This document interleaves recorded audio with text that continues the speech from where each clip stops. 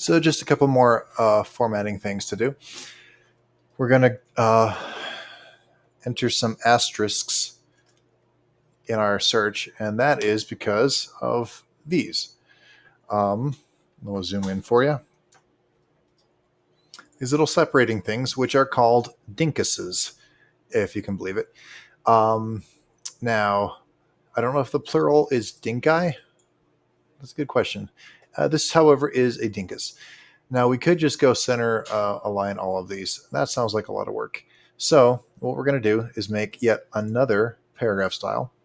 We're going to call it Dinkus. We're going to base it on basic paragraph. We are going to go indents and spacing. We're going to call it center.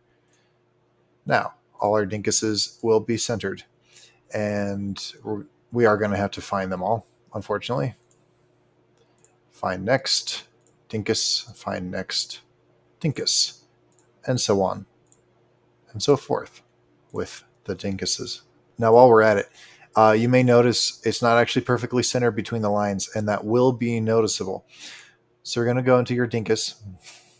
You're going to go indents and spacing. Space before. We're just going to add a little bit. Actually, a little more. Indents and spacing. Let's go with 0.125 inches. That's probably too much. We're going to split the difference. We're just going to go with 0.9. You just kind of play around with it until you find where it looks nice and centered. And then continue changing them to where they need to be. All right, now that all our dinkuses are in place, we're just going to do one more thing, and that's going to be our parts.